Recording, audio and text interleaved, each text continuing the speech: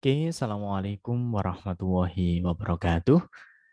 Berjumpa lagi dalam pembelajaran kecerdasan buatan.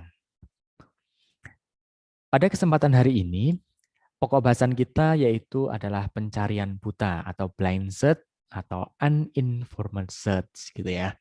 Kerennya blind search ya.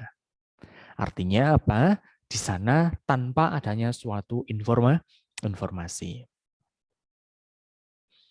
Nah, blind search sendiri, istilah blind atau buta digunakan karena memang tidak ada suatunya informasi. Tidak ada informasi awal yang digunakan dalam proses pencarian. Artinya apa? Ya, bagaimana prosesnya berjalan gitu aja, tanpa adanya suatu informasi. Dapat diterapkan dalam permasalahan yang sederhana pastinya, karena apa? Kurangnya informasi. Sehingga penyelesaian-penyelesaian konsepnya yang akan diselesaikan kebanyakan sifatnya adalah sederhana. Menerapkan kemungkinan solusi yang ada, meskipun solusi yang ditemukan bukan suatu solusi yang terbaik. Mungkin kita akan bisa menerapkan ya proses blind search ini, tapi ya kemungkinan kita juga tidak akan bisa menemukan suatu solusi yang terbaik, tapi memungkinkan masih bisa ditemukan juga. Di antaranya beberapa metode atau kaidah yang masuk dalam blind search ya. Yang terkenal yaitu adalah pencarian melebar pertama atau breadth first search atau disingkat BFS biasanya, dan pencarian mendalam pertama atau depth first search atau DFS. Nah, ini biasanya yang sering dikenal atau yang secara umum mayoritas semuanya sudah mengetahui tentang BSF dan DFS. Nah, bagaimana konsep BFS ini ya, breadth first search ini, pencarian melebar pertama? Semua node pada level N akan dikunjungi terlebih dahulu sebelum mengunjungi node pada level N plus 1.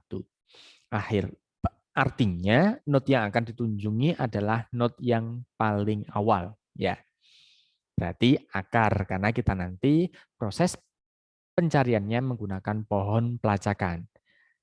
Seperti pada pertemuan kemarin, kalau kita berbicara pohon pelacakan, maka secara logika namanya pohon akan ada suatu akar, akan ada suatu cabang, begitu juga daunnya. Nah, node yang ke-0 merupakan akarnya. Jadi akan berjalan dari node yang N, ya, yang pertama. Kemudian pencarian dimulai dari node akar menuju ke level pertama, dari arah kiri menuju ke kanan. Kemudian menuju level berikutnya mulai dari kiri ke kanan. Jadi levelnya adalah dari akar menuju level pertama dan seterusnya, tapi berjalannya dari kiri menuju ke kanan. Pencarian dilakukan secara terus-menerus sampai ditemukannya suatu solusi atau tujuan atau goal yang akan diharapkan. Pohon konsep BFS. Berarti kita akan membentuk suatu pohon pelacakan. S akan bercabang ke A sama B. A akan bercabang ke B sama D. B pada level pertama dia bercabang ke A sama ke C. Nah, di sini ternyata dari pohon konsep pelacakan ini ya ada level ke-0 yaitu S, level ke-1 yaitu A sama B, level kedua B, D, A, C, level ketiga C, C, F, D, E, D, dan seterusnya. Sampai menuju ke level yang terakhir. Di sini cara membuat pohon pelacakannya berdasarkan dari graf keadaan yang sudah kita buat sebelumnya.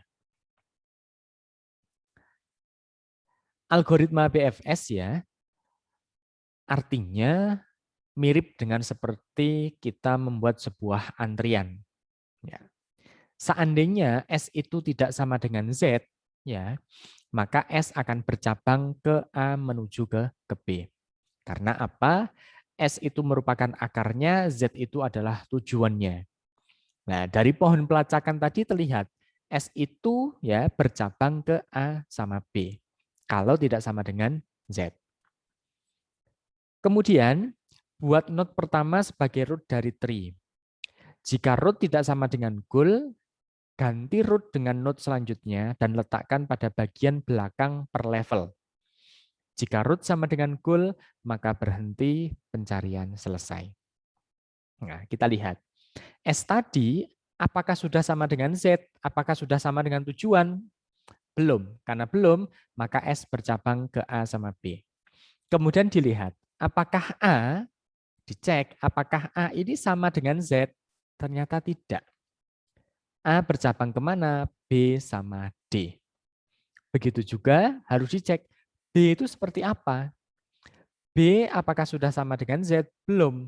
Maka B akan bercabang ke A sama C. Seterusnya, sampai akan ditemukan apakah nanti sudah menuju ke goal atau sudah sama dengan Z. Artinya di situ akan banyak suatu antrian yang awalnya hanya S berubah menjadi AB. Secara struktur datanya kan kayak gitu.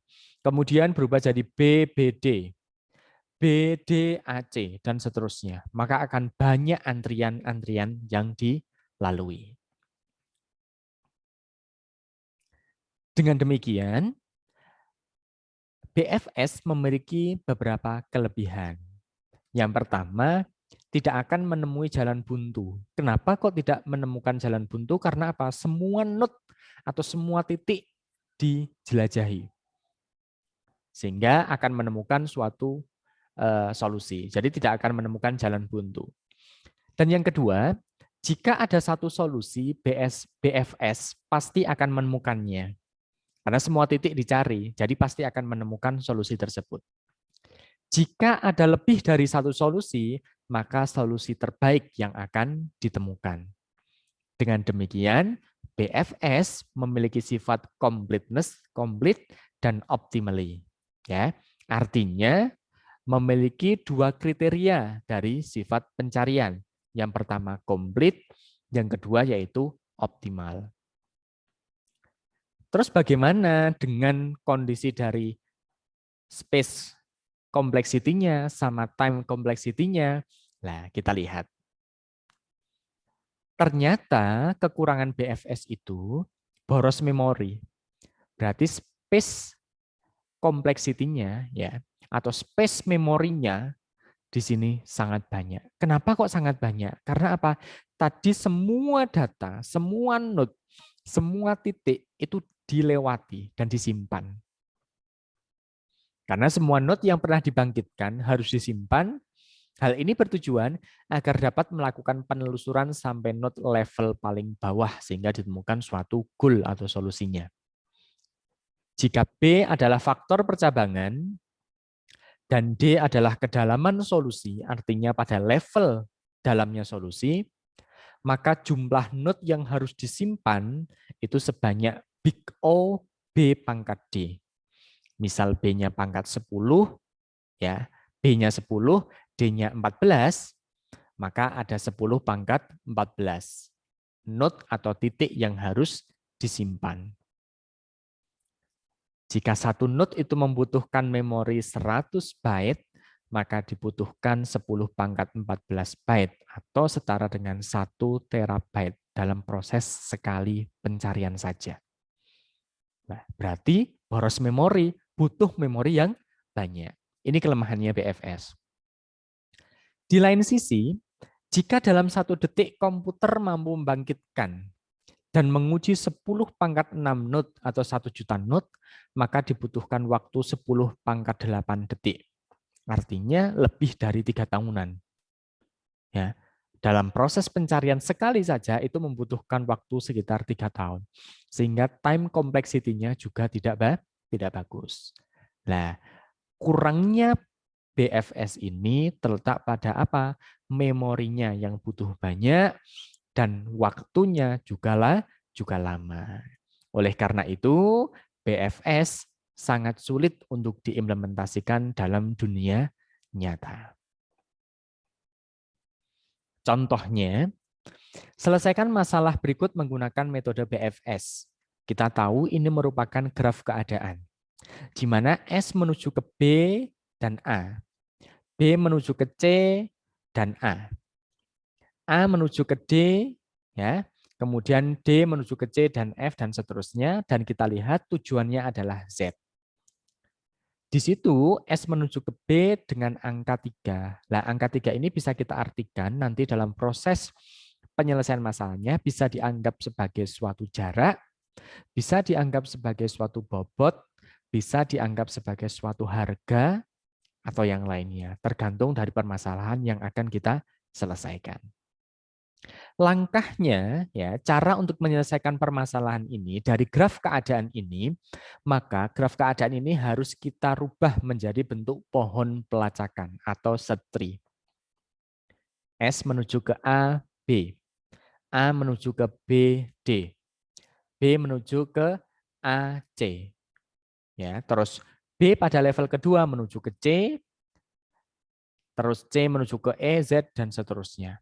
Maka ini harus berhati-hati dalam proses pelacakannya. Karena apa? Karena dalam proses penulisan ini nanti, kalau ada kesalahan, artinya kesalahan, dalam membuat pohon pelacakan, takutnya nanti malah terjadi looping atau terjadi perulangan yang tidak akan berhenti. Namanya pohon itu tidak siklis, artinya apa? Tidak balik ke awalnya pada note yang lebih rendah.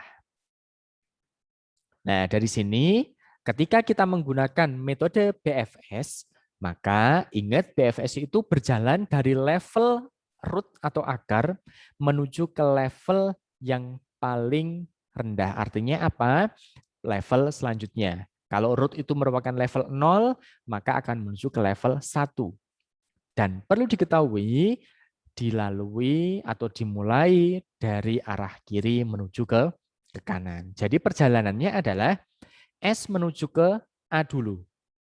Dari A menuju ke B. B menuju ke B, D, A, C, C, C, F, dan seterusnya. Cara ngeceknya begini. Apakah S menuju ke A ini sudah sampai goal? Belum. Karena belum, maka dia akan berjalan ke kanan. Apakah B sudah goal? Belum.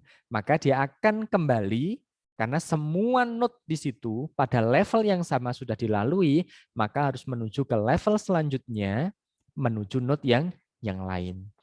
B, D, A, C, sehingga ditemukan tujuannya adalah Z, yaitu pada level keempat. Ya, pada level keempat sudah ketemu, habis dari C, F, kemudian Z. Dengan demikian sudah sampai tujuan.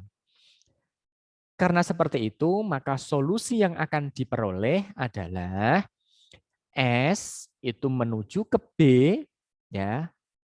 Level selanjutnya dari B akan menuju ke C, dari C akan menuju ke E, dan dari E akan menuju ke Z. Sehingga solusinya adalah S, B, C, E, Z. Nah, berikut tadi penjelasan tentang breadth first. Selanjutnya kita akan bahas tentang depth first pada video selanjutnya. Terima kasih. Selamat pagi. Wassalamualaikum warahmatullahi wabarakatuh.